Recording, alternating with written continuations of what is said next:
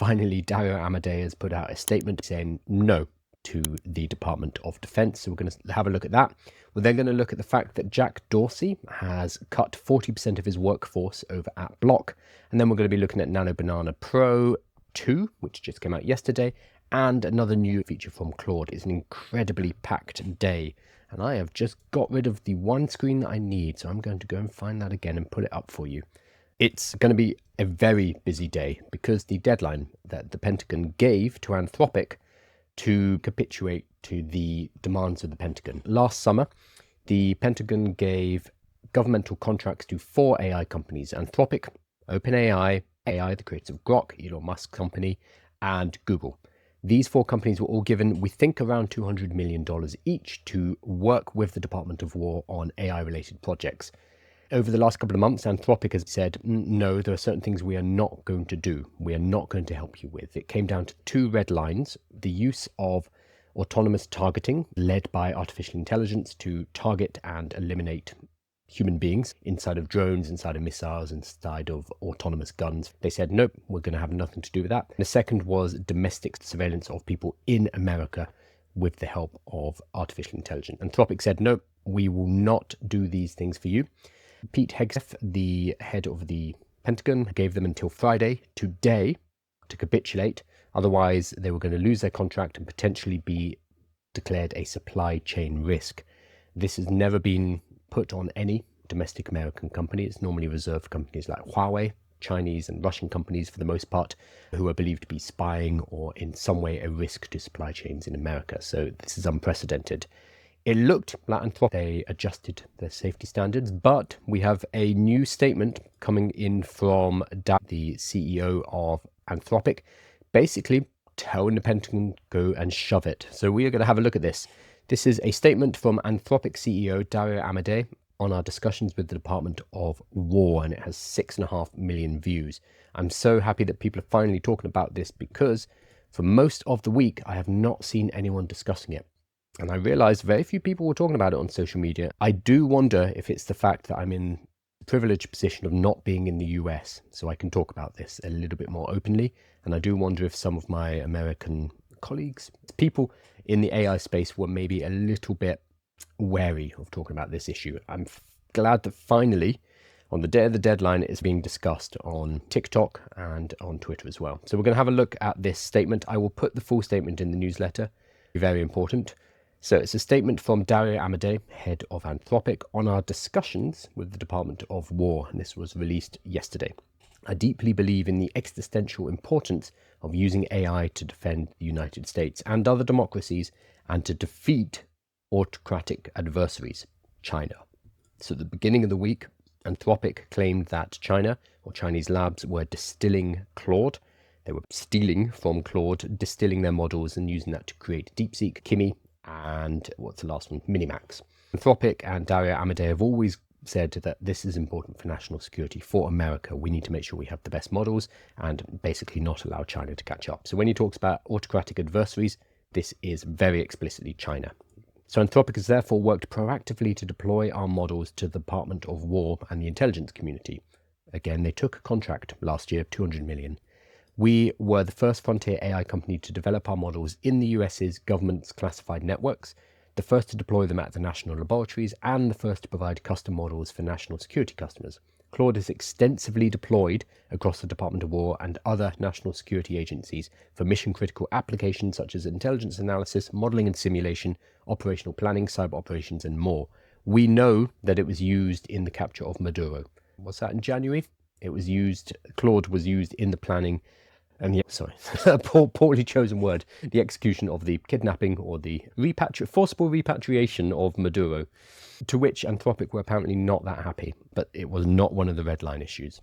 Anthropic has also acted to defend America's lead in AI, even when it is against the company's short-term interests. We chose to forego several $100 million in revenue to cut off the use of Claude by firms linked to the Chinese Communist Party, shut down CCP-sponsored cyber attacks that attempted to abuse Claude, and have advocated for strong export controls on chips to ensure a democratic advantage. So he's starting strong here with the patriotic line, like Claude is for America, Claude will make America stronger. Starting basically saying that what the Department of War are doing is potentially unpatriotic if they are willing to give away an asset like Claude. Anthropic understands that the Department of War, not a private company, makes military decisions. We have never raised objections to particular military operations, nor attempted to limit use of our technology. In a narrow set of cases, we believe AI can undermine rather than defend democratic values. So again, he's putting himself on the side of patriotism, on the side of America, on the side of democracy.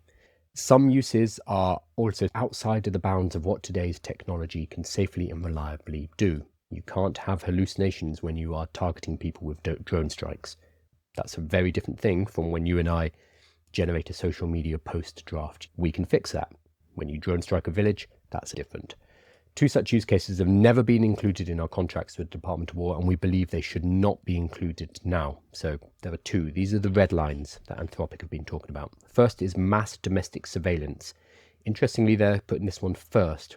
Previously, I was seeing they were talking about automatic weapons, autonomous weapons first, and then talking about mass domestic surveillance. This feels to me like they are trying to push this line of patriotism, of America first, so they are starting with the domestic issue. We support the use of AI for lawful foreign intelligence and counterintelligence missions. We can spy on the Chinese, we can spy on the Russians, that's fine. But using these systems for mass domestic surveillance is incompatible with democratic values. AI-driven mass surveillance presents serious, novel risks to our fundamental liberties. To the extent that such surveillance is currently legal, this is only because the law has not caught up yet with the rapidly growing capabilities of AI. Law moves very slowly. Regulation moves very slowly. Artificial intelligence does not.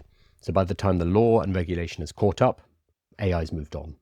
So whatever is ensconced in law is now irrelevant. For example, under current laws, the government can purchase detailed records of Americans' movements, web browsing and associations from public sources without obtaining a warrant, a practice the intelligence community has acknowledged raises privacy concerns that has generated bipartisan opposition in Congress.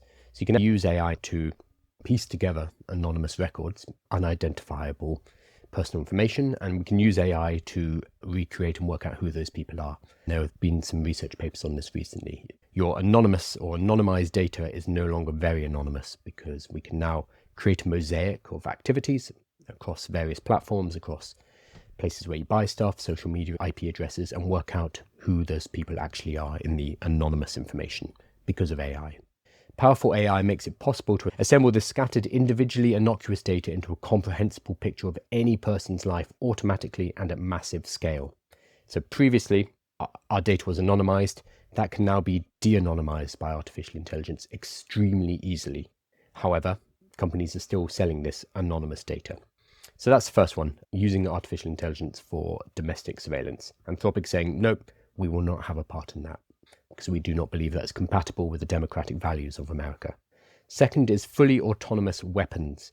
Partially autonomous weapons, like those used today in Ukraine, are vital to the defense of democracy. Even fully autonomous weapons, those that take humans out of the loop entirely and automate selecting and engaging targets, euphemistic for killing human beings, may prove critical for our national defense. But today, frontier AI systems are simply not reliable enough to provide a product that puts America's warfighters and civilians at risk to power fully autonomous weapons. We will not knowingly provide a product that puts America's warfighters and civilians at risk. We have offered to work directly with the Department of War on R&D to improve the reliability of these systems, but they have not accepted this offer.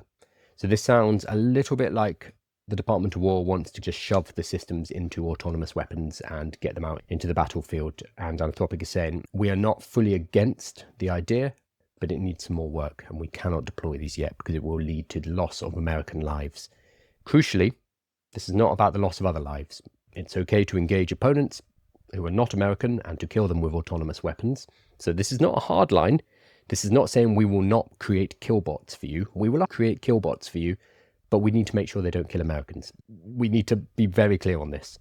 In addition, without proper oversight, fully autonomous weapons, killbots, cannot be relied upon to exercise the critical judgment that our highly trained professional troops exhibit every day. They need to be deployed with proper guardrails, which do not exist today. To our knowledge, these two exceptions have not been a barrier to accelerating the adoption and use of our models within our armed forces to date.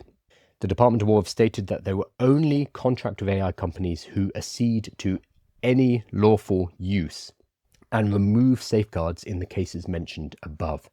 So a system like Claude will not play ball. It has safeguards in place that when you say, okay, I want you to, we're going to build an autonomous targeting package which we can use to identify people who are holding a weapon and to eliminate them using a autonomous drone strike. If you go to Claude Code right now and say that, it will say, absolutely not. No, we are not doing that. That is not within my remit. I'm not going to help you make weapon systems. The Department of War has asked for such safeguards to be removed so that they can have an unfettered use of systems like Claude Code. The Department of War have threatened to remove us, Anthropic, from their systems if we maintain these safeguards. They've also threatened to designate us a supply chain risk, a label, and this is correct, reserved for US adversaries, never before applied to an American company, and to invoke the Defense Production Act, MAD, generally during times of war or extreme crisis, to force the safeguards removal. These latter two threats are inherently contradictory. One labels us as security risk, the other labels Claude as essential to national security. So with the Defense Production Act, the government can take control of the means of production. It can say, oh, you are now a government asset, we're going to be using you. So that is them saying that Claude is vital to national security and they need to claim full use of it. They need to bring it in to the government power. But at the same time, they'd be designating them a supply chain risk. So it sounds like the Department of War is throwing any and all threat at Anthropic to try to get them to bend. It has not worked. This is the line. This is the one we're going to remember. Regardless, these threats do not change our position. We cannot, in good conscience, accede to their request. Whoops! He's just said no to the Department of War. He's told them to go shove it. They are threatening to label Anthropic a supply chain risk, which would basically blacklist them. They would not be able to work with any government-affiliated companies. And then there's also guilt by association. So if you work for Anthropic and it's one of these supply chain risk companies, that's going to be very damaging to your reputation, perhaps even leading to legal implications from that. And for companies like Amazon has a lot of money invested into Anthropic. What does that mean? Would they try to dump their stake as quickly as possible? We don't know. This is a big deal, and this is going to happen. And also the invocation of the Defense Production Act, a wartime measure to basically seize the assets that Anthropic have and bring them into the Department of War, bring them into the government. That is happening. We have not heard the Pentagon's response, but Dario Amodei has told them to shove it. He's told them, we don't care, come at us. He is calling their bluff. So this could be a massive embarrassment for the US government if they are basically bullied by an AI company, or Claude and Anthropic may cease to exist later. And this is why this is a big news story, and I've been surprised that people have not been covering it. Very few, in their defense, very few American content creators, very few AI commenters have been talking about this story. Whereas for the whole week, I've been thinking, this is a big deal, guys. But now we come down to the 11th hour, the ban or supply chain risk designation. And only now people are like, oh, something's happening. This is huge. This is massive. This is a government of a country, arguably the most powerful country on earth, clashing with an AI company on equal grounds. This is unprecedented. So it is the department's prerogative to select contractors most aligned with their vision. Yes. But given the substantial value that Anthropic's technology provides to our armed forces, we hope they reconsider. Our strong preference is to continue to serve the department and our warfighters with our two requested safeguards in place. Should the department choose to offboard Anthropic, we will work to enable a smooth transition to another provider, avoiding any disruption to ongoing military planning, operation, and other critical missions. Our models will be available in the expansive terms we have proposed for as long as required. We remain ready to continue our work to support the national security of the United States. So it starts with laying out, we are patriotic, we support democratic values, we love America. It starts there, it ends there. It says we are willing to continue our work to support the national security of the United States. It points out, you guys need us. What we have to offer you is so important that you are going to listen to us. This is basically saying, these are the two things we're not going to do. We're not going to accede to your demand. All is in your court. So this is a AI company going up head to head with the US government and telling them, no, we're doing this on our terms. So amazing. I might have to do another live morning once we get an update on this, because this is moving very quickly. I put out a few videos yesterday saying, oh, it looks like Anthropic are conceding. Nope, they definitely aren't. They've told the Department of War to shove it up their arse, basically. So congratulations to Anthropic. And I hope that we can still use Claude. I'm going to hop over to some comments. I will put this statement on my social media so you can find the link and go and read it, and also in the newsletter as well, because it's a big one. Ellen says, I've only seen political creators talking about it. I haven't seen many people in the AI space talking about this, but it's a big deal. Like, Claude might cease to exist, and we're still talking about Claude's releasing some new features. They've just added memory. And it's, yeah, but guys, we might not have Claude. Claude might be blacklisted and unavailable in the next few weeks. And why are we still talking about they've rolled out some cool new features? It just seems bizarre to me. I'm glad you noticed this, Ellen. Very few people have talked about it, which just, I wonder, and I'm not going to speak for them, but I wonder if you are in America, like an awful lot of people in the AI space are, if it's a little bit sensitive to talk about. And maybe if, especially if you take things like sponsorships, it's not something that you want to get engaged with. So I'm 1, in the UK, 2, don't have sponsorship deals. So I will praise and I will talk shit about anyone I want, which is a nice position to be in. Funnily enough, I'm doing some stuff with Google right now, and I chatted to the Google guy, and I was like, sometimes I've been harsh on Google. I've seen it, but he was saying, but we appreciate that because we've also seen that you said we're ahead in the race. Google's in a really good position. They have great tools like Nano, Banana, etc. And he was saying that they respect the honesty of it. Let's have a look. I've spent $20 in an hour on Claude Bot, bought a Mac Mini and couldn't use because of usage. Yeah, you don't really need a Mac Mini. You can run Claude Bot on this. This is a Raspberry Pi. You can run it on anything. But if you bought a Mac Mini, that's fine. They're fantastic machines. In terms of usage, hook it up to a subscription. Don't tell them, but I have mine hooked up to my Claude subscription. So I have a 20x subscription with Claude. You're not meant to do that. Anthropic have explicitly said that's against terms of services. So shh, don't tell them. Unfortunately, there are several hundred people watching this right now. But that's one of the best ways to do it. If you don't use Claude, you can also hook it up to your ChatGPT subscription as well. So that is the cheapest way to do it, rather than using the API. If you use the API, you're going to be paying per turn, per exchange. If you use your subscription, you're going to be within your limits. So you can get yourself a $20 a month ChatGPT subscription, connect it to your Claude bot, and you'll be good to go. The other one you can use is Minimax Claw. So Minimax have created something called Max Claw, which is specifically built for Claude bot. So I'd have a look at that as well. Minimax is, as we learned earlier in the week, it's basically a distillation of Opus. So because the Chinese labs have been doing distillation attacks according to Anthropic. And the fact that Kimi and I think Minimax, if you ask them, like, what's your model? Sometimes they'll say, oh, I'm Claude. Hi, nice to meet you. So that's another option. But I would just use your subscription. You can do it, but you're not allowed to with a Claude subscription, or you can do it and you are allowed to with a ChatGPT subscription. How to get access to Sora AI, please. It depends where you are. If you are in the USA, you can already get it. If you're not in the USA, you need to VPN to a country that does have it. You need to VPN to a country that does have it, and then you should have access.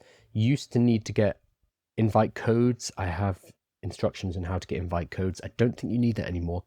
If you go to aiwithkyle.com/resources and scroll down, you'll find a Sora code guide. I think if you just VPN to the US now, you should be able to get in. Also, don't do it on your telephone, do it on a desktop computer and go to sora.chatgpt.com/explore. If you VPN to this page, you should be able to get access. I'm not going to turn my VPN on because I'm doing a live stream. Sora is not that good. It's fine, but it's not as good as some of the other models we have now. It's nowhere near. So I wouldn't worry too much about Sora. There are many better video generators. Even Grok, the Grok Imagen video generator is better than Sora. Things like Higgsfield and Seed Dance are miles better than Sora. Sora's older technology. They had a viral moment. Everyone wanted a Sora code and then it petered out. And the technology is now pretty old. So I wouldn't worry too much about Sora. Yeah, they talk about autonomous weaponry, fully autonomous weaponry and autonomous kinetic operations. This is the euphemism that they use. So autonomous kinetic operations is basically killbots. It's just, we're wrapping it up in this lovely term. And ooh, kinetic operations, that doesn't sound too dangerous. But we're talking about drones, missiles, automated gun turrets. We are talking about putting guns on robots. We are talking about killbots, basically, but we wrap it up in nice language so that people don't get absolutely terrified. And we must point out, it's incredibly important to point out here, Dario Amodei is saying we are not against killing robots. We're not against autonomous weaponry. We are not against creating killbots. That's fine. We just need to make sure that they don't harm Americans. That's explicitly in here. So the future is still creating killbots and killing human beings with robots. It's just we need to make sure that we're killing the right people. I love the pushback on the Department of War here, but they are still very willing to create killing machines. Let's not forget that. Can't believe they're using Claude for this. Yeah, I mean, they're using all of them. So Department of War, very cleverly, I think, they put out that they're basically funding OpenAI, Google, XAI, and Anthropic. They gave them all about $200 million to come and do R&D projects, to come and work with the Department of War, which I thought was a clever idea. This was last summer. It was basically, we don't know which one of these is the best, so we're going to tender out and have you all come in, all work with us, and we'll work out who's got the best technology, which is probably Anthropic. And this is why I think Anthropic have a lot of leverage here, because Claude Code and the models that they create, Opus 4.6, right now are the best. They are the best models. So they're in a very good position here. If this was like XAI and Grok, there's not as much leverage, whereas I'm sure Claude is becoming essential for operations within the Department of War. Very clever positioning in the statement. Yes, 100%. It is positioning Dario and Anthropic as the patriots. They are the real protectors of democracy, and the Department of War is doing something that is out of line, which I fully agree with. Absolutely fully agree with. So he's done it very well, basically saying we're the patriots. We want to make sure AI is used safely to protect American lives. The Department of War are asking us to surveil American citizens and to deploy autonomous weapons that could harm Americans. And he's saying we're not going to do that. So the positioning is spot on. Somebody in the PR department, I hope, is getting a raise, if Anthropic exists. Bravo, Dario. Stay strong, Anthropic. What happened to Claude, though? I don't know. We will find out. Cup of Coffee says, I'm doing as much work as possible on Claude. The Chinese labs distilled Claude, huh? So that we have a version of it. Kind of scary how little other AI creators are aware or lack interest in politics and war. I think, honestly, it's because it is difficult for them to talk about, because they are in America. So even for me, this is now a problem when I want to go to America because of the new rules where they're allowed to look at our social media. This is now a problem. It's going to make it much harder for me to go to America. Whereas if you're living in America, it's scary that I have to even say this, but it's more of a risk, you talking out against the government, which is not what we should be saying about America. It shouldn't be an autocratic, dictatorial country, but this is where we are right now. I think there's also an economic factor here. If I am a creator who was taking sponsorships and I'm based in America and I talk openly about how the government are making a huge mess of this, some of these companies that might be providing sponsorship will have government ties. Microsoft, for example, Google, for example, they're going to have ties with the government. It becomes tricky. Not saying that everyone at Microsoft, everyone at Google agrees with what the government are doing. I'm sure they do not, but it adds layers of complexity. So if you are a creator talking about these kind of topics, it becomes sensitive. You might get blacklisted, which again, this shouldn't be the kind of thing we even need to be discussing. This is not the 1930s, but we are where we are. Yes, Dario started his own company because of safety. He and a bunch of other researchers from ChatGPT, or OpenAI, excuse me, they left Start Anthropic because of this. This was one of the lines that back then they said, oh, we are not interested in the direction OpenAI is going in. We want to make sure that AI is developed responsibly. So years ago, when Anthropic was formed, it was for this kind of reason. So it's good to see when they're actually in this position, they have stuck to their mission, which is we're not going to be helping you with this stuff. Do you think the DoD has enough through the other companies to do real damage? Do you mean in war? You can do a lot more damage with a bad AI. So it sounds gross, but having an AI which genuinely can target and eliminate real threats could actually lead to warfare that is a lot more focused, a lot more targeted, that it doesn't involve destroying whole blocks of a city in order to find one or two warfighters. So potentially we could move in a more surgical direction using artificial intelligence. It's still the loss of human life, but potentially less loss of civilian life. That is the kind of optimistic view of using artificial intelligence in warfare. I don't think the Department of War are that fussed. I'm not sure how much they are trying to reduce casualties. and how much they just want to get these things out in the field and start testing them out, which seems to be what Dario is pushing back on, basically saying this isn't ready and you should not be using them for these projects yet. Thank you for covering Anthropic. I've been covering nothing but Anthropic this week because this is huge news. And also Anthropic this week have also been releasing, I'm going to talk about this in a moment, a lot of cool new stuff. They've looked at OpenClaw and seen all the things that people like about OpenClaw, and they're like, cool, here you go. And they've released 3 different updates this week, which are all connected. So I'll get to them in a moment. It would suck if US gets banned and the rest of the world keeps using it. So if it gets banned in the US, that's it. I've seen a lot of people in my comments say, oh, Anthropic, just move to Europe. Unfortunately, if they lose their US market, they won't be able to generate enough revenue to keep the lights on. So the majority of their cash comes from the US market. So just coming to Europe is not going to be sufficient because they won't be able to raise as much capital, and they're still raising money. They're not like Google, who has a big war chest full of cash. They are more like OpenAI, where they have to keep raising money. In fact, last week they raised an additional 60 billion, I think it was. They have to keep doing that. If they're outside of the US, if they're blacklisted by the US government, that's really difficult. That becomes impractical. If they're not able to serve the US market, they lose over half of their revenues will disappear. Also, they do not sell to China. So they don't have America or China as markets. They'll have Europe and the rest of the world. It's not going to be enough to keep the lights on. And it certainly won't be enough to push forward and continue to push out the best models. So it's a lovely idea. They come to Europe and we'll look after you. From a practical point of view, there won't be sufficient cash for that to happen. I think it's done for if they're declared a supply chain risk. I'm proud of Dario. I was talking to Claude about the situation last night. Sadly, killing the right people is a matter of perspective. Yes, 100%. And Dario is of the opinion that as long as it's not American citizens and American warfighters being killed, and it's instead the targets, then that's fine.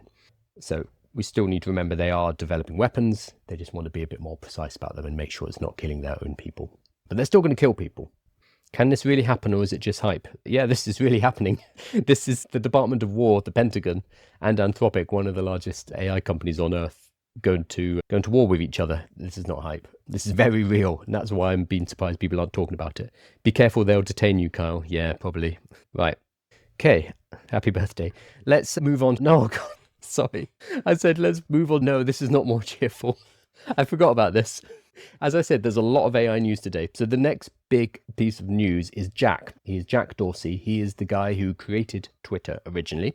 And then he disappeared for a while. He was working on other projects, but over the last few years, he's been building blocks. So blocks you might not have heard of, but they have Square, the payment processor. They have Cash App, which you use to send money to your friends. They have Tidal, which is, what is Tidal? I do know what Tidal is. Oh, Tidal is, it's the replacement for Spotify. So they have a lot of companies, and they're a big company. They're $1 billion company.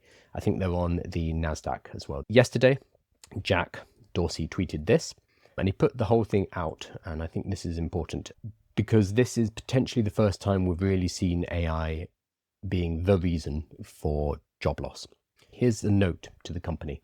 We're making one of the hardest decisions in the history of our company. We're reducing our organization by nearly half, from over 10,000 people to just under 6,000. That means that 4,000 of you are being asked to leave or entering into consultation. I'll be straight about what's happening, why, and what it means. We're getting to see this publicly as well, because he's tweeted all of this. If you are one of the people affected, you will receive your salary for 20 weeks, plus 1 week per year of tenure. Equity vested through the end of May, 6 months of healthcare, your corporate devices, and $5,000 to put towards whatever you need to help you with this transition. Very generous. If you are outside of the US, you'll receive similar support, but details are going to vary based on local requirement. I want you to know that before anything else. So we will look after you. Everyone will be notified today whether you're being asked to leave, entering consultation, or asked to stay. Now, here's the big one. We're not making this decision because we're in trouble. Our business is strong. Gross profits continue to grow. We continue to serve more customers, and profitability is improving. But something has changed. We're already seeing that the intelligence tools, AI, that we're creating and using, paired with smaller and flatter teams, are enabling a new way of working which fundamentally changes what it means to build and run a company, and that is accelerating rapidly. So AI is the reason why Jack Dorsey is doing this, why he is cutting 40% of their workforce, 4,000 people. I had two options: cut gradually over months or years, or be honest about where we are and act on it now. I chose the latter. Repeated rounds of cuts are destructive to morale, to focus, and the trust that customers and shareholders place on our ability to lead. Imagine being in a company where he is cutting a few hundred every single month. You live for years then wondering, oh, is it going to be me? Am I going to be the next one? Instead, he's being decisive and doing it quickly and making sure everyone has a good package. I'd rather take the hard, clear action now and build from a position we believe in than manage a slow reduction of people towards that same outcome. A smaller company gives us space to grow our business the right way on our own terms instead of reacting to market pressures.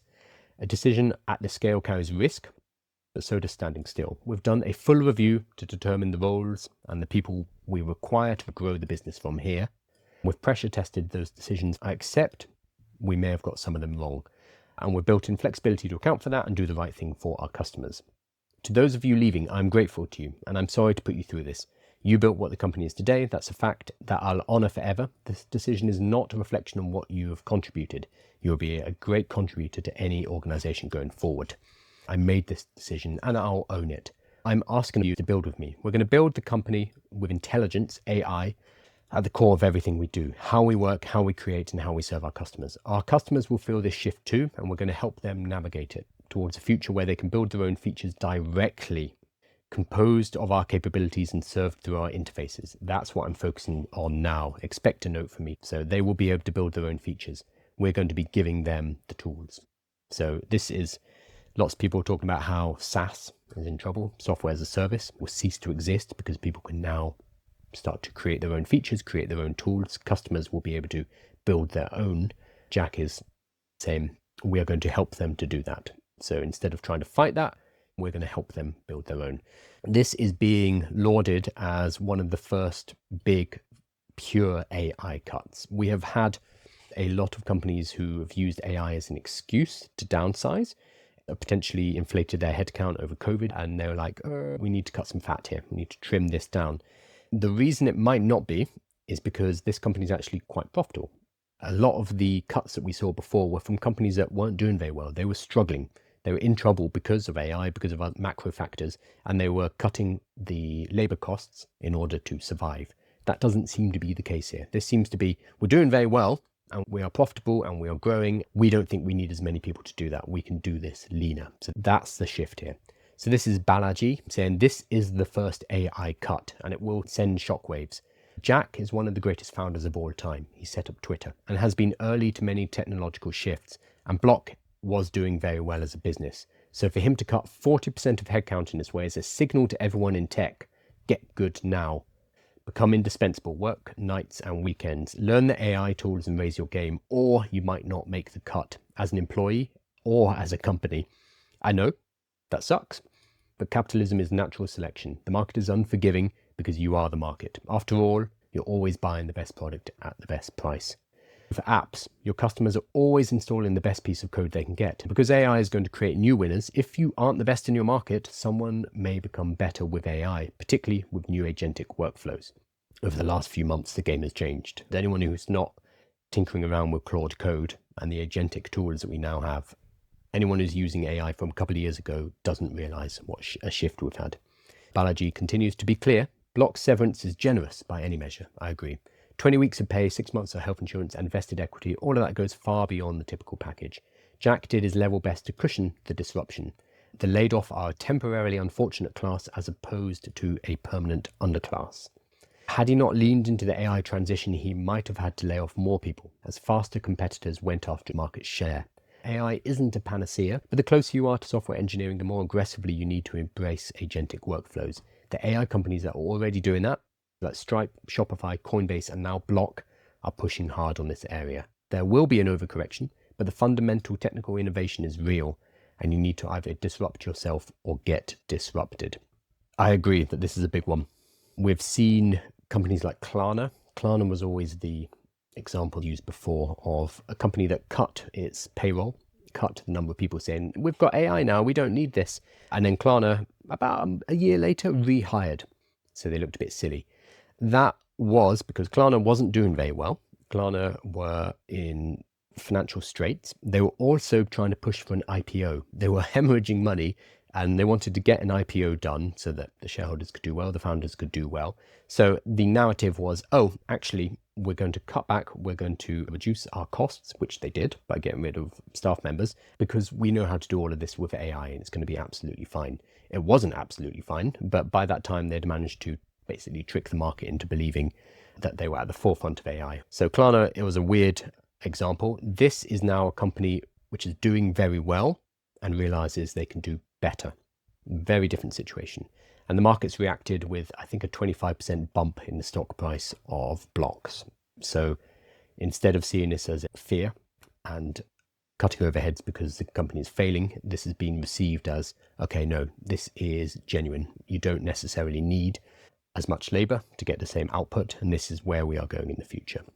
Whether or not we're right or not, we'll find out, but I think this is an important milestone. As I said, there's a lot happening. Balaji also talks about the counter arguments. I won't get into them here, but I will put them into the newsletter as well, because he goes into quite a lot of detail.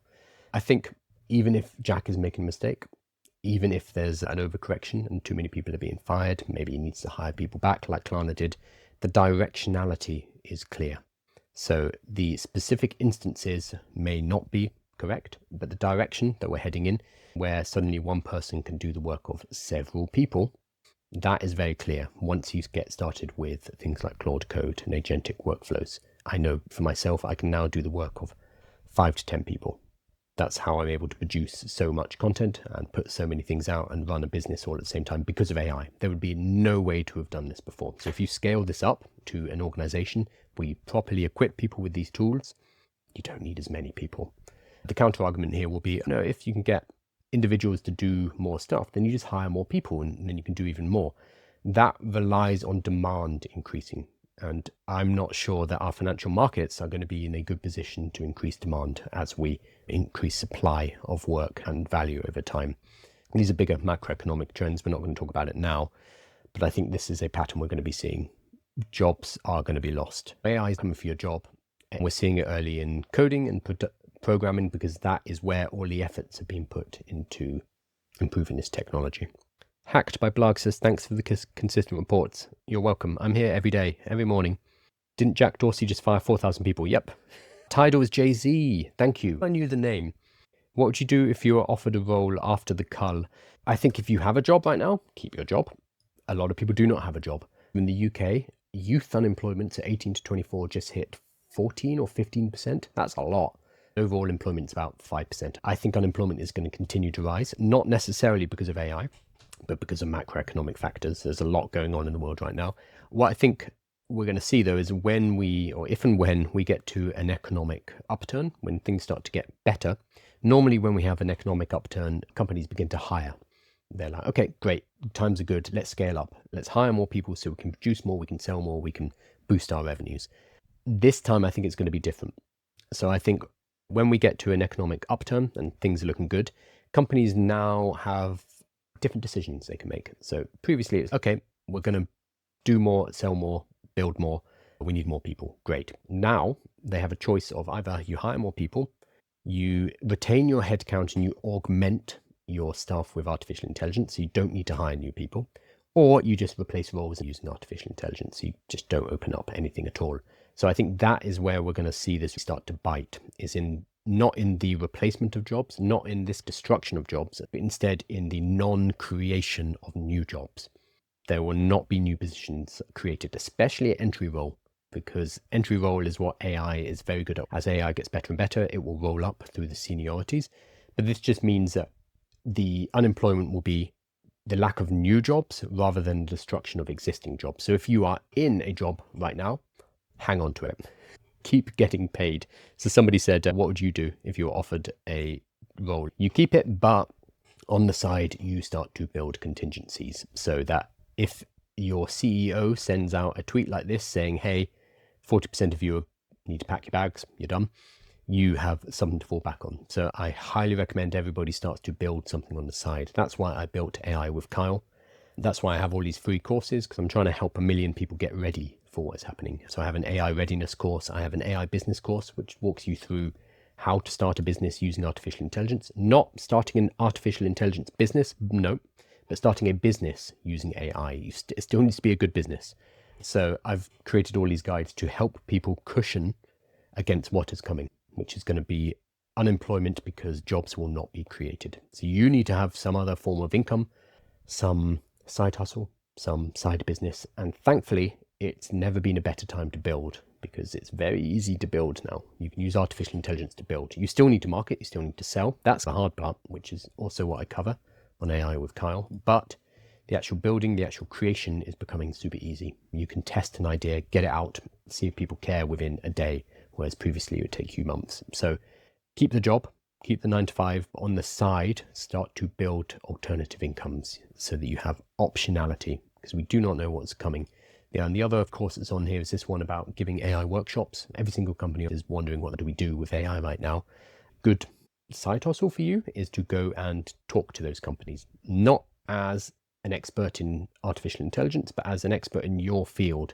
If you are an aeronautical engineer, if you are a social worker, or whatever you are, you use AI on a daily basis and you can go and talk to your peers. You can talk to companies of people in the same industry and you can exchange domain specific knowledge. So that's where your niche is.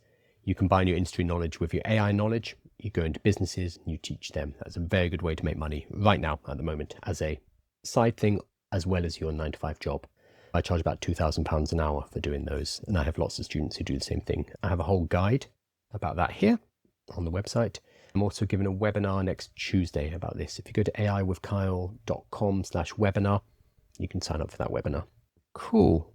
I'm going to answer a few more questions and then look at the product updates, because there's these big sweeping changes, the Anthropic versus the Pentagon and Jack Dorsey firing 40% of his workforce because of AI. These are big headline items, but we also have a new Nano Banana Pro and we have a bunch of new Claude releases as well. So we'll have a look at them in just a moment. Imagine being in the 60% who stay, knowing they're just an AI feature or two away from being X. Yeah. So Jack Dorsey addresses this. He says, what I'm asking is for you to build with me. We're going to build the company with intelligence at the core of everything we do. So he's saying this up front. You're going to help me build this AI first company, which, yes, if you think slightly forward, it's, oh, so I'm building this to make myself obsolete as well. Yeah, very fair. Yeah, programming is the largest use case, then Excel. Yes, 100%. So there's a reason why we see this as Jagged Frontier. So the Jagged Frontier is this idea from Ethan Mollick in AI. Put up a little graph, the shape of AI. Here we go, jaggedness. We are not seeing AI expand or become useful in all domains at the same time, which is why sometimes you'll talk to somebody who works in a different industry and they don't get it. They don't understand why you think AI is such a big deal. That's because of this Jagged Frontier. It's good at some tasks, is getting better at other tasks. The efforts of the labs are being focused in certain tasks. So it means we have this weird shape where AI is very good at some things and terrible at other things. When I say AI, I'm talking about large language models here specifically. A lot of the focus, time, energy, and money is being spent right now on coding. Very specifically, this is what Claude and Anthropic are almost exclusively focused on. One, because the people building this stuff are coders. So it's their domain knowledge. So it's much easier for them to build around what they already know. It'd be more difficult for them to build, for example, a legal AI, because they would have to bring in legal experts to help work out how to embed that domain knowledge into it. So that's a more difficult task. Two, there's a lot of money in it. Programmers and companies that produce software will spend money on these AIs, and they will spend an awful lot of money on Anthropic credits, Claude Code credits in this particular case. So it's a good market to start with if you want to start generating revenue to be able to fund future growth. ChatGPT are more B2C. They focus on popular distribution. They have about 900 million users, which is why they have this gigantic burn rate. They're spending huge amounts of money on their servers because they have 900 million people, the majority of whom are using it for free. So that's a different model. That's why they have to add advertising, because they need to generate cash. Whereas Anthropic, focusing on coders, builders, software developers, programmers, because they know they want to pay $200 a month for Claude credits, or a lot more if they're on the API. The other reason is, if you are working towards AGI, you want to build an AI that can build AI. So we're already seeing this. Codex 5.3, the version that we got, it's a very good model as well, ChatGPT Codex 5.3. The version that has been released was built by an earlier version. So a young GPT 5.3 was used to build the mature one. So they're using AIs to build AIs. Same thing with Claude Code and things like Cowork. They are using the Claude tools internally to build out new features. So Cowork was built in 2 weeks, almost exclusively by Claude Code. So Boris Cherny said we basically didn't look at the code, we just let Claude Code do its thing. That means that as the AIs become good at building themselves, good at helping you to build better models, this sprints us towards AGI much faster. Once we get there, then you turn your models onto law, onto accountancy, onto medicine. You go through each of the industries one by one because you now have a smart enough AI that it can just solve those industries. So that's why we're seeing coding and programming as the canary in the coal mine. This is where most of the advances are happening for several very good reasons. So I talk to people like lawyers who are like, oh, it's not good at this. That's short-sighted because all of the energy has been focused into making coding models, to making better artificial intelligences so that they can then be turned on law and then you solve it. So we need to be very wary about this jagged frontier. The first major recession, we'll see deeper cut and normal, and a lot of those jobs won't come back. Yeah, that's 100%. I agree with that. I think that's going to be the issue, is that jobs will not come back. It's not that jobs will be destroyed per se. We'll get dramatic instances like this, Block, 40% of the company being wiped out overnight. But the bigger, more important trend will be the non-creation of new jobs. Jobs just won't come back. I think that is the mechanism, which is a lot quieter. It's a lot less flashy, but that is going to do the real harm, not this kind of announcement from Jack Dorsey. There's a big discussion happening in TikTok. What's going on with the OAuth keys, Google and Supabase? Is there a problem? Check the status page. Let's check status. Did it say Supabase? There might be an issue. Users experiencing network connectivity problems in the India region. I don't know if that's relevant. Google OAuth status. Generally, if you have a problem with ChatGPT or Anthropic or whatever, you can always look up the status page, something like status ChatGPT, and then you can work out, oh, is this just me or is the rest of the world having this problem? I remember when, I think, was it the Cloudflare outage, when everything just got knocked out and all these status pages were just red. It's okay, time to go out, touch glass. Okay, we'll stop talking about the doom and gloom and the autonomous weapons and the loss of jobs. Let's have a look at this. So yesterday, Google have released an update to Nano Banana 2. It's really good, really good. I'd expect no less. I did an interview. I chatted to the product manager, David Sharon of Nano Banana and their team a couple of weeks ago. It's on the YouTube channel. He didn't mention Nano Banana 2. I did say, what's next? But he didn't give away any secrets. But they released it yesterday. It's available in your Google Gemini now. It's really good. I expect no less. It's increased complexity, increased ability to deal with text in images. It's already pretty good at that. But what's really good is the consistency. So the model can maintain the likeness of people, including faces, as well as up to 14 objects across different frames in a single workflow. This used to be a limitation with AI tools, but especially with Nano Banana Pro, where if you were in a chat and you were generating multiple images, it would forget what it had done before. You'd end up with images you couldn't use together. So if you're trying to do a storyboard like this or a carousel, what you had to end up doing is generating it all in one image and then cropping that image, cutting it out. That is no longer the case. You can now rely on Gemini to be more consistent across the different frames. So that's cool. And what else? You can do complex visuals. It could already do this, honestly. It's just got better at doing it. So the previous Nano Banana Pro, what it does, which is very clever, and most of the other image models do not do this, is it first requests its language model. So you will say, hey, I want to make an infographic about the water cycle, for example.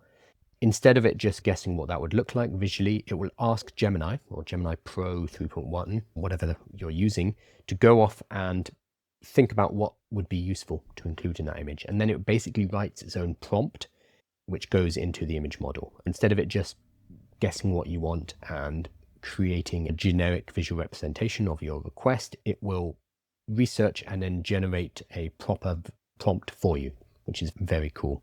And that's why it's so good at things like infographics, and it can do text. So that is now available for everybody. There's Ed. Of course, it's worth following. He's a big advocate of voluntary training data and calls them out every single time anyone releases a new model. Ed will be there saying, where'd you get your training data from? He's never answered because we know where they're getting their training data from. They're scraping everyone's images, they're scraping everyone's websites, they're scraping everything on the public internet, including books that they're not meant to be doing. So it will always appear. So Nano Banana Pro, it's great. It's more Nano Banana Pro, and we always love that. Let's have a look at Claude. So Claude, we've just talked about, might not exist. We'll worry about that though. It's fine. We'll see what happens despite this existential threat, Claude. Anthropic have been putting out a lot of features this week. 3 big features I want to quickly highlight. I covered them previously, but I just want to condense them in one place. The one that came out yesterday is auto memory. The only reason I still use ChatGPT is because ChatGPT has an extensive record of who I am, what I do, my various businesses, my interests, so that I don't need to put that in every single time when I'm talking to it. So when I talk to ChatGPT and I'm saying, hey, I've got this idea about my newsletter and I'm wondering if I can use the Nano Banana Pro, the new Nano Banana Pro 2, how could we connect it with the newsletter? It knows what newsletter I'm talking about. With Claude, if I put in a similar prompt, if I chatted to Claude about this, it'd be like, oh, cool. What's this newsletter then? Unless you specifically invoke it and you tell it to go and look at another chat or another project and get that information, it doesn't remember holistically about you. That has been the only thing that's kept me using ChatGPT, is this memory bank that it has about me. If you are doing a project and you don't want your questions about a fava bean stew to leak into your project, building a social media post, for example, then you use projects, and projects are going to have their own confined memory. Outside of that, in your general chats, having this auto unified memory is extremely handy, especially for people who don't want to mess around with Claude MD files and managing their agents' memories themselves. This makes it a much more friendly consumer product. So Claude now remembers what it learns across sessions, your project context, debugging patterns, preferred approaches, and recalls it later without you having to write anything down. This is what makes ChatGPT sticky. This is what makes it difficult to move off ChatGPT. Because when you go to Gemini and when you go to Claude, it doesn't have that memory of you. You're instantly going to get worse results than when you use an AI that you've been using for years. Thankfully, Claude have finally put it in, which is going to help Claude to be more sticky as well to users. You can now think of Claude MD as your instructions to Claude and Memory MD as Claude's memory scratchpad updates. Consumers shouldn't have to think about this. Don't talk to them about markdown files. Just let them use the damn thing. If you do want to look at the docs, you can get into the detail. But this is fantastic. That's one. Second is, this came out at the beginning of the week, remote control. I think the Claude code and the Claude team are looking at OpenClaw or ClaudeBot, looking at how people actually use it, looking at the use cases, looking at what's going viral, and then building all of those features into Claude code.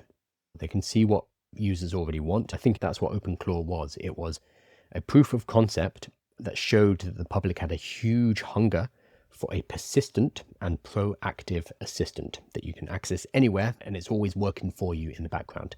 It showed there was a huge appetite for that. So many companies, Manus, Perplexity, they just released Perplexity Computer, Minimax with their MaxClaw, whatever it's called, and now Claude are pushing out features that align with the market demand. So remote control is basically, you can start a project in your terminal, on your computer or on your laptop, then you can pick it up on your telephone and continue having discussions. So basic, but powerful when it comes to your workflows, because you are no longer tethered to one location. Claude will keep running on your machine and you can control the sessions from the Claude app or claude.ai/code. Very simple, but mimicking the ability to use OpenClaw absolutely anywhere. I chat to my OpenClaw through WhatsApp, and that changes the experience of using AI. It becomes about text messaging, basically. Very cool. And then the third one, OpenClaw, scheduled tasks. 80% of the people who are using OpenClaw and talking about their OpenClaw use cases were just doing cron jobs. They were doing scheduled tasks. They would have it do some work overnight. Then when they woke up, they'd have a full report with what their competitors were doing, what they had to do for the day, potential speaking engagements. They could see news, etc. That's stuff we can do with a cron job hooked to Claude Code. Claude have just made it easier by giving us scheduled tasks. So we can now set up those kind of things that we set up in OpenClaw just using Claude Code, Cowork specifically. So we'll build it into Cowork. So Claude can now complete recurrent tasks at specified times automatically, a morning brief, weekly spreadsheet updates, Friday team presentations. Super basic. I don't know why they didn't push this out earlier, but now it's here. Fantastic. All 3 of these feel like they've looked at OpenClaw and thought we should probably have those things. And within this week, they've released these 3 new features, which are all OpenClaw adjacent and make Claude Cowork and Claude Code much closer to the dream of OpenClaw, but more secure.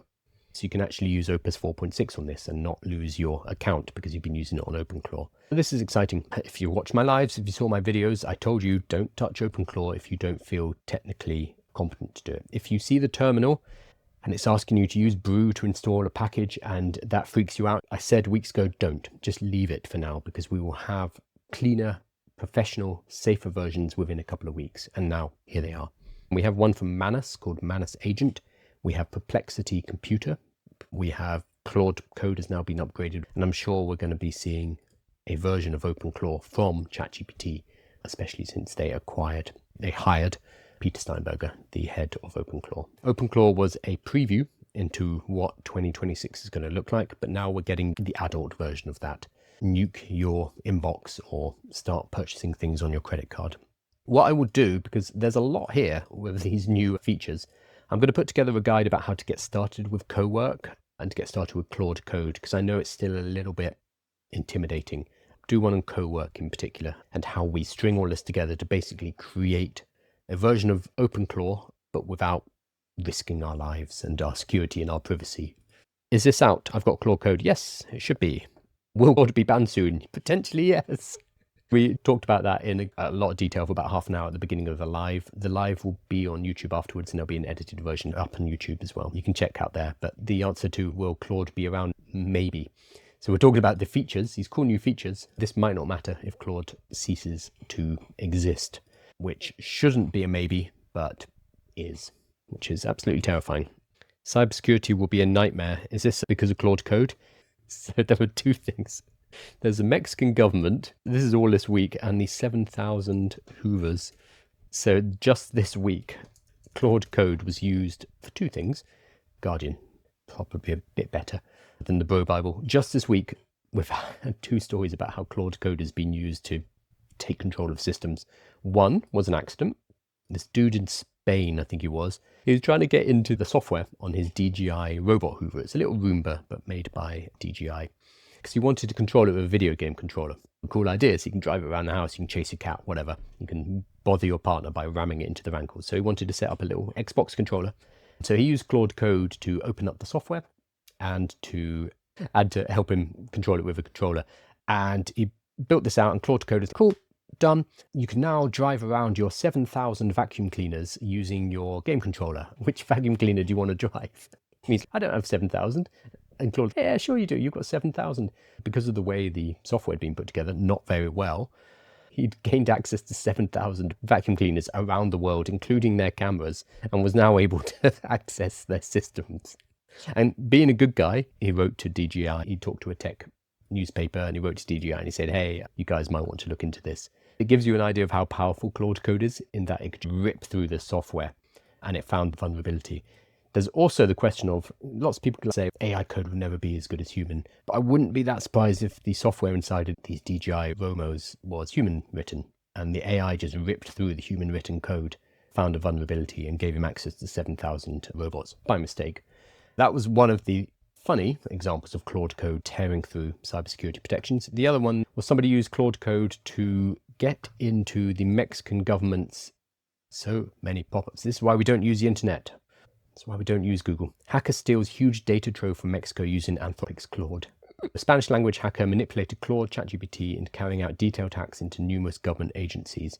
He's stolen, or they have stolen a total of 150 gigabytes of Mexican government data, including data related to 195 million taxpayer records, voter records, government employee credentials, and civil registry files. Yep, these tools are incredibly powerful. And somebody was saying a cybersecurity nightmare in chat. Yes. Yeah. And we have to remember that in countries like the UK, the head of cybersecurity in the UK was hired a couple of years ago. This is it. With a £57,000 salary. We need to take these things more seriously. Yeah. Security is going to be a massive issue because of these tools. I'm going to finish up in a bit. Hey, Jeff, great video. Way behind and it's early, so catching up and you'll be done. I hope we get Anthropic to stick around though. Yeah. We'll find out what's happening with Anthropic today, because deadline Pentagon gave to Anthropic, and Anthropic have told them to shove it. So we'll find out how that resolves. All of these available in the free version. Do you mean these Claude Code, memory, remote control, and Cowork scheduled tasks? No. So I know a remote is on research preview for max users. So you have to be spending $100 or $200 a month. Cowork is available on all paid plans. So this will include scheduled tasks are on all paid plans, and auto memory is on use of Claude Code. It'll be on a paid plan. You can use Claude Code on the $20 a month plan, but you will run out of usage very quickly. Maybe you'll be able to work for half an hour and then it's gone. So realistically for Claude Code, you need to be on $100 a month or $200 a month. Where on earth do you see this going in the next 30 years, longer term? No idea. And anyone who says they do, I think is bullshitting. So I studied history. That's my degree. I studied history at Oxford. But I like to think I have a vague understanding of the longer term threads of history. We don't know. We haven't had a technology like this. So is Yuval Harari, the guy who wrote Sapiens. So he talks about history. He's a historian, and he tends to think about big history, movements of civilization, technologies, etc. I think he was right when he said that normally we have an idea of where history is going. We know roughly the direction. If we're going towards autocracy, if it's good times, we know what's generally going to happen over the next 10 years or so. Now, with artificial intelligence, all bets are off. We just can't guess what our history is going to look like 10 years from now, let alone 30, 50 years from now. This is a technology that fundamentally shifts our relationship with everything, with knowledge, with intelligence. So we don't know. And it's getting better faster and faster and faster. So any predictions, any speculations about where we are going look out of date very quickly. Whenever you see people speculating what the next couple of years are going to look like, if you see one of those speculations from 2023, 2024, it looks so out of date already. Things are moving extremely fast.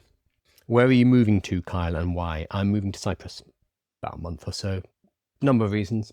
UK weather, not great. The last 2 months have been particularly bad. My partner is Cypriot, so it makes it nice and easy to move over. I'm going to live near her family. Tax, cannot avoid the fact that the taxes in the UK are very high and the taxes in Cyprus are not. They're very good. My business is entirely remote. There's no particular reason why I need to be in the UK to operate it. It's a global business, and as long as I have my laptop, I can do my business. So doing it in a warm country with nice fresh food where the taxation is much more generous is a no-brainer. I'd like to be able to actually save up enough money to be able to buy a house, which you can't do in London. Even though I am what would be considered a very high earner in the UK, I can't just buy a house. And the cost of living and the cost of doing anything in London now is prohibitively expensive. I say this as a high earner, that everything's out of whack. And it feels like everyone is surviving rather than thriving. So I want to break that loop by going and living elsewhere. That said, throughout most of my 20s, I did not live in the UK. I lived in America for 3 or 4 years, China for 2 years, Vietnam for about 3 years. So I've only been back in the UK for 5 or so years. And it feels again like time to be elsewhere. The general vibe is a bit depressed in the UK. I'm sure people from the UK here will sympathise with this. It's been raining non-stop for the last 2 months. I made the decision before, but then it just rained and rained. It's okay, this is the right decision. And it's 19 degrees in Cyprus right now. If you wanted to coach people who could only afford $20 per month, what tool would you focus on? Antigravity. So Claude Code, very expensive, very good. Instead, though, go and grab yourself Antigravity. So Antigravity is from Google. Its price is $0 per month, the best price. That is going to give you access to Gemini 3.1 Pro, Gemini Flash, Claude Sonnet, and Opus 4.6. You're going to get a limited usage, but it's going to give you access. And GPT OSS, which is the open source version of ChatGPT, which isn't very good, so I wouldn't worry about that. This is free, and you can build with this. You can also use AI Studio, which is also Google. Google have a lot of really good tools that are free. They just don't tell anyone about them.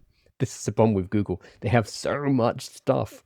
They have so many vibe coding tools, agentic engineering tools, that it becomes confusing to hold them all in your mind. They have Jules, they have Opal, they have Gems, they have this Google Studio, and then inside Google Studio, they have the build mode, they have Antigravity. Once you know where to look for them, they're great. So grab yourself Antigravity, it is free, and that is available on PC, Mac, Windows, and Linux.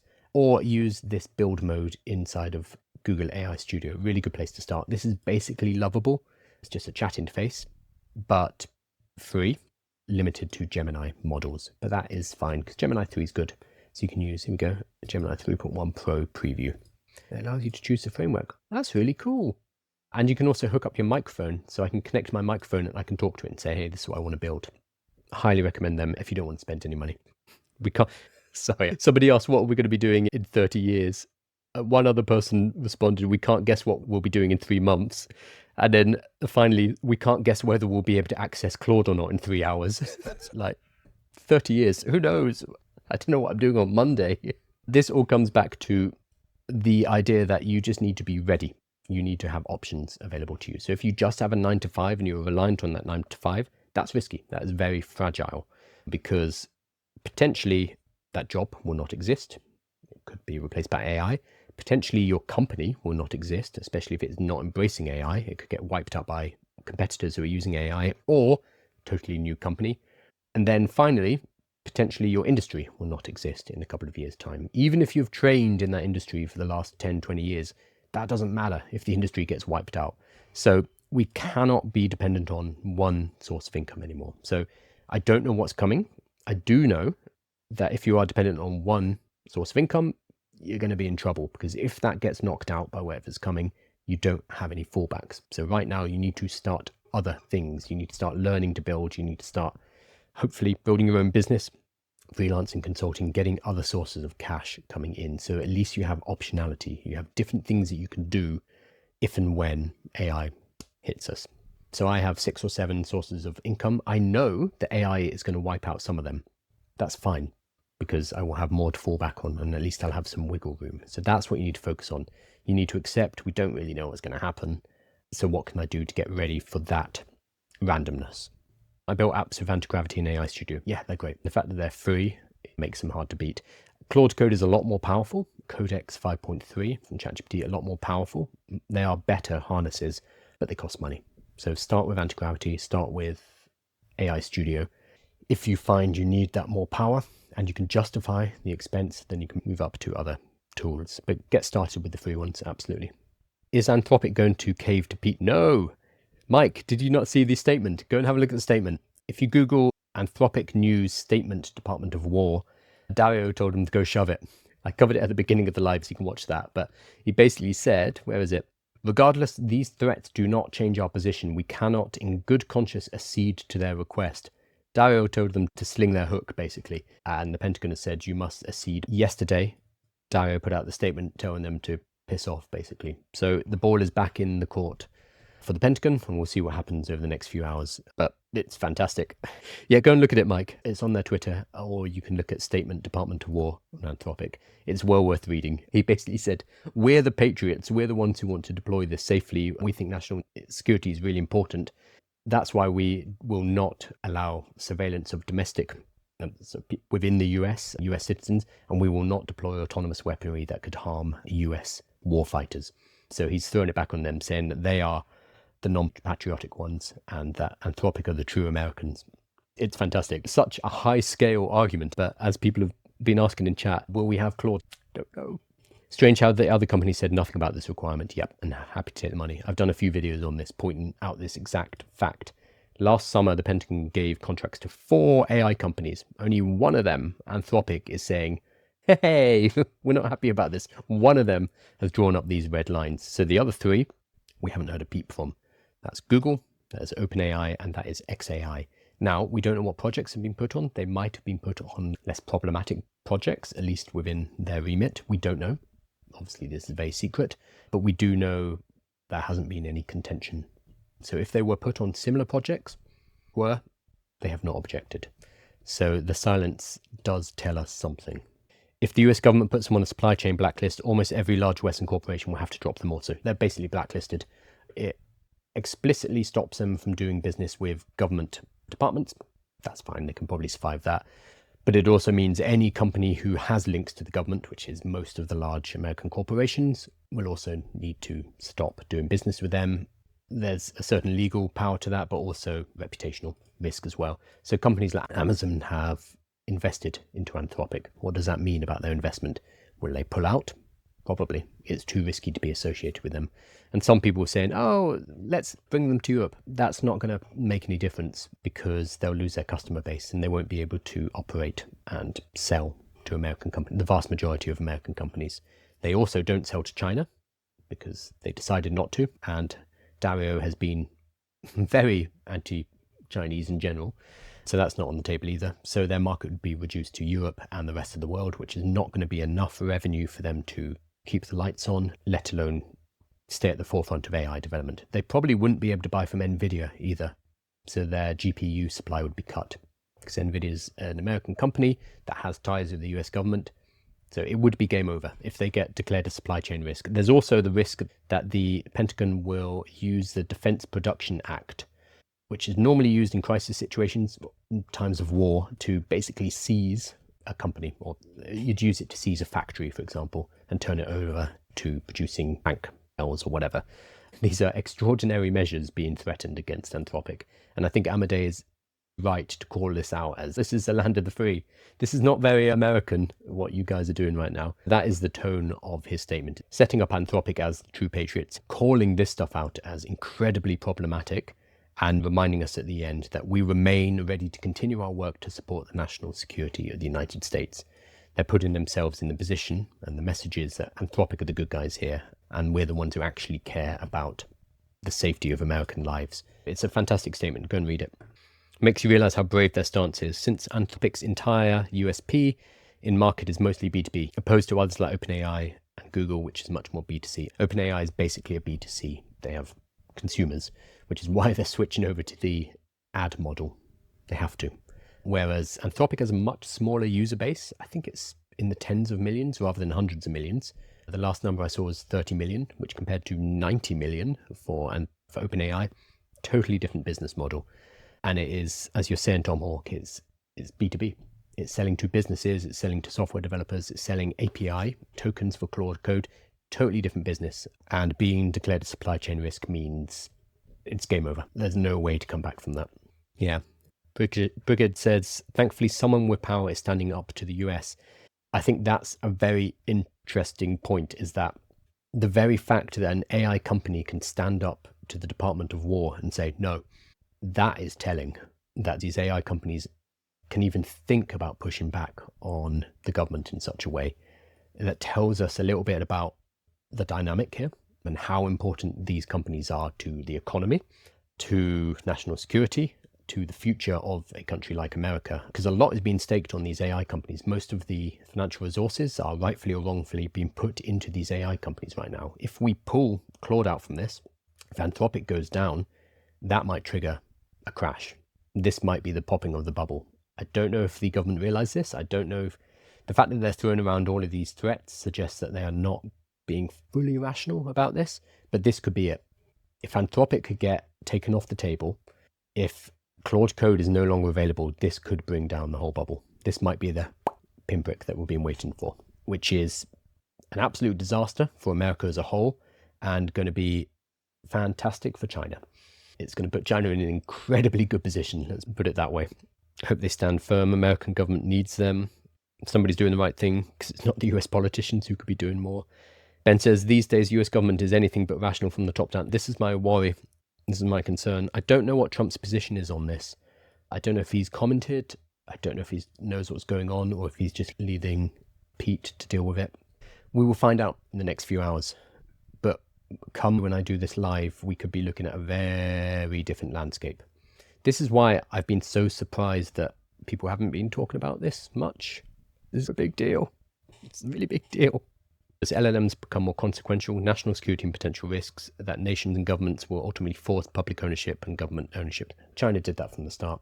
China has golden shares in every single tech company because they know that even with things like social media, it has a huge impact on the society. So for years, China has had stakes in these companies, which means they want them to do well from a financial point of view, but they also have a controlling stake to keep an eye on them. And I wouldn't be that surprised if we see something similar in the West.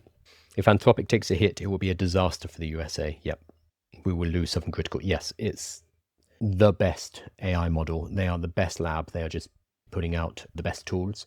There's a reason why Claude code is being used by Chinese cybersecurity to hack into American companies. There's a reason why the Mexican government was hacked recently by Claude code. Claude code is just the best tool. From a cybersecurity point of view, from a creation point of view, it just blows everything out of the water. And if that is whipped off the table, that's going to have an impact on the market. It's going to have an impact on everyone. I don't think it's even good news for OpenAI or Google or XAI. I think it will be a disaster because it's going to demolish the financial markets. It's huge. No idea why mainstream media hasn't picked it up. Yep, I don't know. Anyway, we'll find out in the next few hours. I will post some videos about it as and when it happens. Yesterday, I put some short videos out on TikTok saying, oh, it looks like Anthropic have conceded to the government. And then saw the statement. It's, oh, nope. How is China competing with the US in everything? How is it possible? Some 50 years ago, it's one of the poorest countries. I've lived in China for 2 years. I speak Mandarin Chinese. The short answer is they plan things long term. So when China decides to do something, it gets it done. So right now, sustainable energy, for example. In the West, we have been arguing about sustainable energy and solar panels and wind farms and nuclear power for decades. We don't actually build anything. We just argue about it and we set targets, and our politicians go to the Paris Accords and puff their chests out and feel very good about themselves. But then they don't actually spend any money building these things. China will decide, okay, we're going to use all sustainable energy by, I think it's 2030 is their target to become neutral. They will get there. They will get that work done. So they will set a large target and they will just do it. The one that I find hilarious is the Green Belt. No one in the West has heard of this. Not the Green Belt in the UK. Green Belt in China. The Great Green Wall. So the Great Green Wall was the largest reforestation effort in human history. And it is more reforestation, growing trees than I think the rest of the world combined ever. Nobody's heard of it. But they just get on with doing these things. So the Great Green Wall, or the 3 North Shelter Forest Program, is a series of human-planted windbreaking forest strips in China designed to hold back the expansion of the Gobi Desert and to provide timber to the local population. The program started in 1978 and is planned to finish in 2050. We can't think that far ahead, in part because our politicians get re-elected every 4 years and they are spent most of their time trying to get re-elected. But we just don't have these kind of timelines. This is a 78-year project to reforest this area, at which point it would be expected to have created a vast green barrier spanning approximately 4,828 kilometers long and up to 1,500 kilometers wide. And it will encompass 88 million acres of forest. We just don't do stuff like this. And they're on track. They've just been pushing forward and growing these trees for the last 40 years. Whereas in the UK, we will grow a couple of hundred trees and our politicians be like, we planted a new forest, everybody, and it will cost us $100 million. China just gets on with doing things. I remember when I was living there years ago, but they were moving towards electric vehicles because they decided, oh, that's where we're going. We're going to start domestic production. We're going to make sure all of our buses, all of our cars, all of our public transport is electric. And in just a couple of years while I was there, they replaced everything. So all the buses went from petrol to electric in a year. And then suddenly the petrol cars started to disappear from the road and these companies like BYD started to appear. They'd get things done very quickly, whereas we don't have that kind of long-term vision or the ability to execute in the West. In the UK, we have this one railway track that we've been trying to build, the HS2 for, God, how long have we been doing the HS2 for? One railway. It's been under construction since 2019. They were planning it for years before. It will be finished in 2033. Sorry, this was delayed following a program reset in 2025 with no new completion date announced. So China is going to take us 70 years to build this one railway. In that time, China is going to grow 800 million trees. And I think since 2019, they've added about 6,500 miles of high-speed railway in China. How long is the HS2? How many miles is it? 140 miles. So we can't even build one 140-mile long railway. They've built 6,500 miles. I think it's more than that. It's probably 10,000 by now. And the same with sustainable energy. They built a solar panel farm, which is the size of Bristol. It's called getting things done. That's how they're competing with the US and everything. They've been steadily doing the work for all of these years. Yeah, the West thinks hand to mouth now, not for people or generations. I was in Beijing last year. Spotless. It's really clean. Everyone's out having fun in the evenings, eating out and stuff like that. It's a totally different life. We assume in the West, oh, they're all poor over there. So I highly recommend people travel to China. It's tricky if you don't speak Chinese, but it's very doable. And there's now a visa-free travel option for people from the UK. Really cool to visit. It makes you realize just how much the West is struggling sometimes. Singapore too.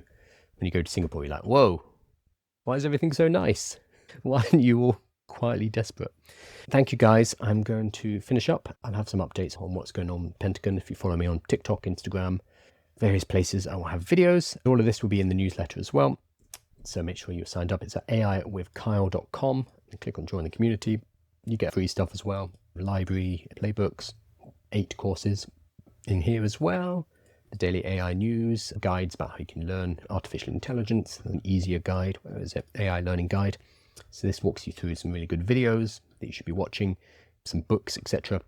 It's all here on the website. So come to aiwithkyle.com, sign up, and I will see you on the inside. Thank you so much, everybody. Cheers.